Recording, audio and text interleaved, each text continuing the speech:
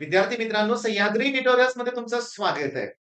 वायवाचं 7वं lecture आहे आणि या लेक्चरमध्ये ऑर्गॅनिकचे प्रश्न घ्यायचे आहेत आणि मग तुम्हाला जाणीव करून द्यायचे की कसे प्रश्न परीक्षेत येत आहेत. तुमचा कॉन्फिडन्स तर वाढणारच आहे आणि त्याचबरोबर ऑर्गॅनिकची भीती पण सुद्धा कमी होईल. खूप कमी होईल तुमची भीती, लक्षात घ्या. मी तुमच्या समोर एक 2 3 4 5 6च रिएक्शन्स घेतलेले आहेत.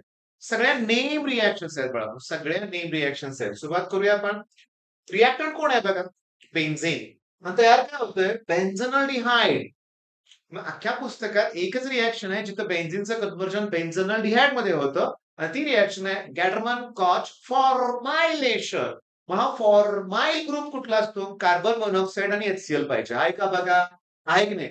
मग ज्या रिएक्शन मध्ये तुम्हाला कार्बन मोनॉक्साईड आणि HCl दिसेल तर ती गॅटरमन कॉच फॉर्मायलेशन. लिहून घ्या. Caterman Koch formylation. Reagent carbon monoxide and HCl. Okay. Reactant benzene. Product benzaldehyde. आणि इथं अनहायड्रस अल्युमिनियम क्लोराइड सुद्धा यूज होतोय अंडर हाय प्रेशर. कुठली रिएक्शन आहे? गॅटरमन कॉच फॉर्मायलेशन. आता दुसरी रिएक्शन बघा. इथे दिसतंय मला झिंक अमालगम आणि कॉन्सन्ट्रेटेड HCl. इथं कार्बोनिलचं कन्व्हर्जन मिथिलिन ग्रुप मध्ये होतंय. हा ऑक्सिजन इथं आहे, इथं ऑक्सिजन नाहीये. रिमूव्हल ऑफ ऑक्सिजन म्हणजे रिडक्शन आहे. मग ही रिडक्शन रिएक्शन आहे. क्लेमेन्सन्स रिडक्शन. मग तुम्हाला विचारतील क्लेमेन्सन्स रिडक्शन मध्ये रिएजंट कुठला यूज होतो? तर झिंक अमालगम आणि कॉन्सन्ट्रेटेड HCl. ही कुठली रिएक्शन होते रे?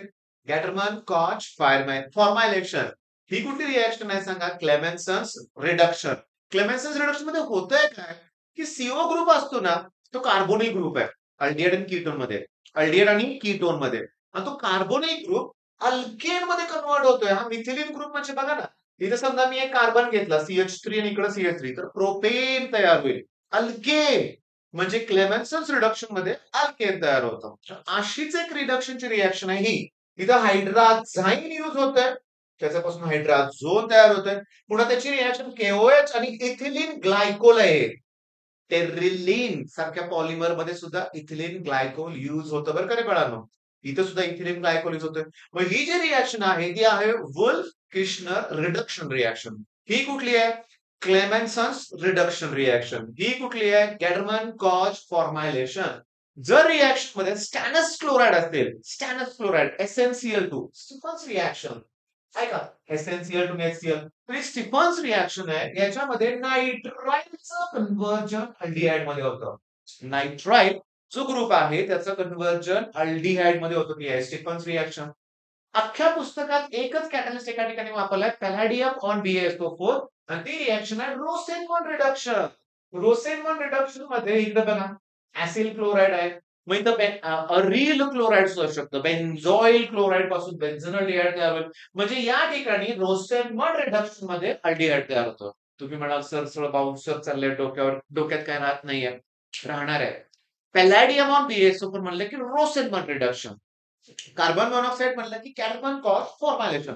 स्टॅनस क्लोराइड म्हणलं की Stephen reaction. Hydrazine ethylene glycol KOH म्हणजे वुल्फ किर्शनर रिडक्शन. आणि फायनली ज्या रिएक्शन मध्ये क्रोमाइल क्लोराइड यूज होतं ती इटार्ड रिएक्शन. ज्या रिएक्शन मध्ये क्रोमाइल क्लोराइड यूज होतं ती कोणती रिएक्शन? Etard reaction. हे लक्षात घ्या. मग आता कोणत्या कोणत्या रिएक्शन आहेत? इटार्ड रिएक्शन मध्ये हे जे टोलिन आहे त्याचं बेन्झोलिन मध्ये कन्व्हर्जन होतं. ओके. क्रोमाइल क्लोराइड हा कॉम्प्लेक्स यूज होतोय. स्टॅनस क्लोराइड ही स्टिफन्स रिएक्शन आहे. पॅलॅडियम ऑन BaSO4 म्हणजे हे रोसेनमॉन रिडक्शन आहे. बेन्झीन पासून बेन्झोलिन तयार होण्यासाठी जर कार्बन मोनॉक्साईड HCl यूज केला असेल तर ती गॅटरमन कॉच फॉर्मायलेशन आहे. ही कुठली रिएक्शन आहे? क्लेमेन्सन्स रिडक्शन. आणि ही आहे वुल्फ किर्शनर. स्क्रीनशॉट काढा. स्क्रीनशॉट काढला. ओके. मग आता घ्यायचे PYQs. प्रचंड PYQs घ्यायचे. 10-12 प्रश्न घ्यायचे आहेत. मी सुरुवात करतोय बरं का बाळांनो. मला 1 सेकंदात उत्तर मिळणार आहे. तुमच्याकडून. आता माझी इच्छा आहे व्हिडिओ पॉज करा. जो स्क्रीनशॉट आता काढलाय ना त्याच्या नोट्स बनवा. Gattermann Koch formylation. Okay. Etard reaction.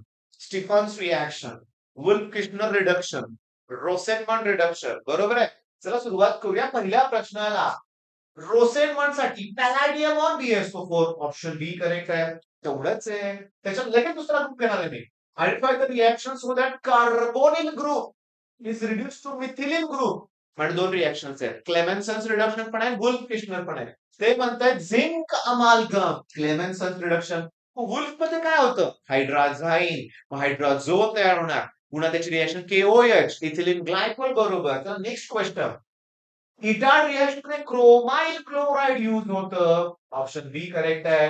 But the name of the reaction is carbonyl group. आता 5 May shift two 25 April shift 1 shift वेगळी आहे. पण क्वेश्चन सेम आहे. आता आबा इथं वेगळं आहे. हायड्राझाईन आहे. सोडियम हायड्रॉक्साईड किंवा पोटॅशियम हायड्रॉक्साईड इथिलिन ग्लायकोल असेल तर ती आहे wolf Kishner reduction.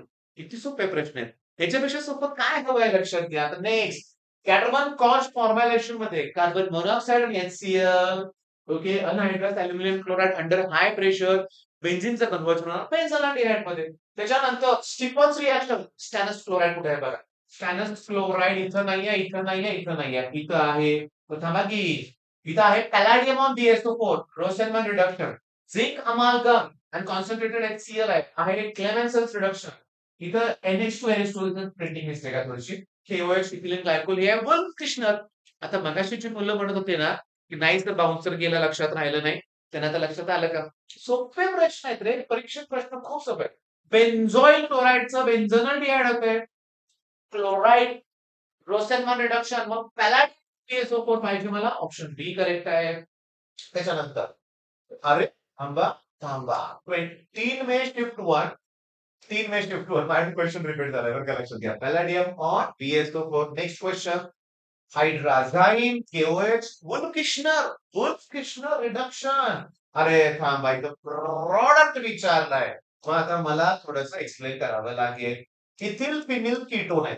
Ethyl phenyl phenyl म्हणजे बेन्झीन रिंग आली. ठीक आहे.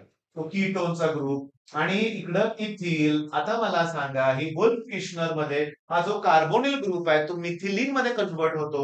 मग या कार्बोनिल ग्रुपला मी आता मिथिलीन मध्ये कन्वर्ट केलं तर इथं CH2 येणार. मग 3 कार्बन झाले. बेन्झीनला 3 कार्बन झाले. हायड्राझोन वगैरे नाहीये. इथिल पण नाहीये. आयसोप्रोपिलचा काय प्रश्नच नाहीये. या प्रोपिल बेन्झीनचा 3 कार्बन सलग आहेत. ऑप्शन सी करेक्ट आहे. लक्षात घ्या. नेक्स्ट क्वेश्चन, क्रोमाइल क्लोराइड सांगू का? Etard reaction. ओके, मग त्यांनी विचारलंय फायनल प्रोडक्ट हा बेन्झोनाल्डिहाइड तयार होतो.